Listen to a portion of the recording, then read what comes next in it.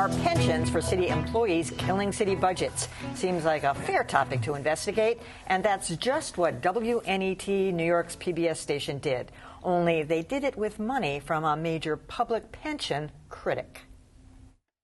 Last fall, WNET was shopping around a series it called Pension Peril. WGBH was asked if it wanted to participate. We took a pass, but other PBS stations signed on, including PBS's NewsHour. Tonight, we continue our coverage of the Pension Peril. The series started airing last fall, beginning with a look at the Dutch pension system, which apparently works well. The Dutch put this emphasis on keeping it collective. But that's where the good pension news ended. The rest of the series focused on burdensome pension plans across America.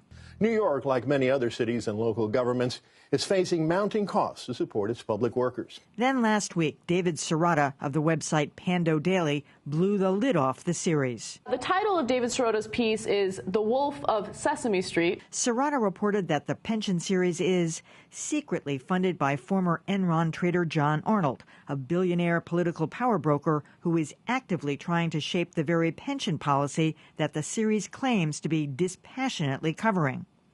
Making matters worse, it turns out WNET went to the Arnold Foundation looking for the funds, not the other way around. Did they label the program as clearly funded by this guy? No. No, they did not, and despite public outrage, PBS initially said it would continue to accept Arnold's money.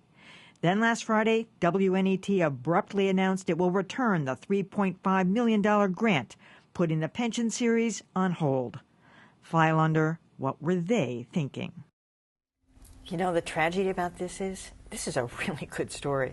And they're probably right. They're probably onto something about these municipal pensions breaking the backs of cities and towns. But to take the money and to go to somebody that you know is the primary critic of this and accept that kind of money, and without, putting it right up front, funded by the, and we've had some issues here. I should mention with David Koch over the fact that he's a climate change denier, and he sits on the board here, and some people think, but he hasn't think he should not be on the board because of Nova, that he might taint their issues. But he's never directly funded a documentary aimed at debunking climate change. Exactly. Well, and everyone knows that Koch is on the board. I mean, that's disclosed. What was very odd here is that it took a lot of investigation to figure out who was funding this series. That part was very egregious to me. Yeah, it was secret, exactly. Yeah. This was absolutely outrageous. And I should disclose that my wife is a public school teacher who is earning a public pension at some point. But, I mean, the fact is that the idea that public pensions are breaking the backs of cities and towns and states, there's something to it, but it's also a real hot-button issue. Yeah. And to go to one of the primary critics of this and say, give us money to make this series, it was just outrageous. I can't imagine how it even happened. Well, knowing nothing of this, I saw one of them, and it was very well produced.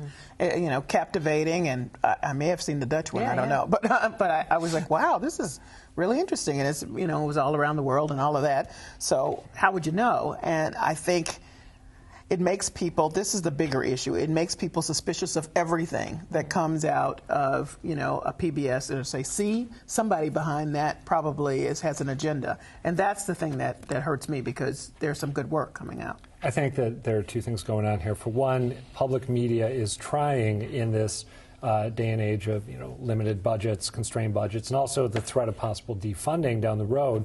Everyone wants to be more entrepreneurial, right? So there's a lot of public-private partnerships, public media organizations trying to get funding from private sources to do good work. So this is, in a way, symptomatic of that. But then I think what also can happen is if you are a veteran journalist and you think you're good at your job, you can sort of scoff at the idea that you might somehow be compromised through an association or a receipt from some source of funding. And you can kind of blind yourself to how compromised you really can be. Now, I don't know what was going on in the heads of the people at NET who made this call, but I wouldn't be surprised if there was a little hubris there that kept them from seeing how totally absurd this was. But you know what? No matter how good this series was, the very fact that the money was there led to them doing this major series. I mean, this ends up being reported over something else because there's money to report on it. So even if they did a great job, it still ends up being tainted by the money simply because the issue gets elevated in importance because it's bought and paid for. They'd be better off taking commercials from Enron. Absolutely. Well, and we should point out that it's not just that they didn't disclose it, it's that it's actually against their own policies. Yes. Even if they had disclosed who the funder is, they wouldn't have been able to do the series. I mean, that's what's sort of odd here, that it's against their very own policies. It sort of feels icky around. I think soliciting it directly probably is the hardest thing here, because so often people come and say, I would like to support this. And, you know, that's a difference. You know, maybe it's a different scenario because you're like, yay, you know, I could fund this great series.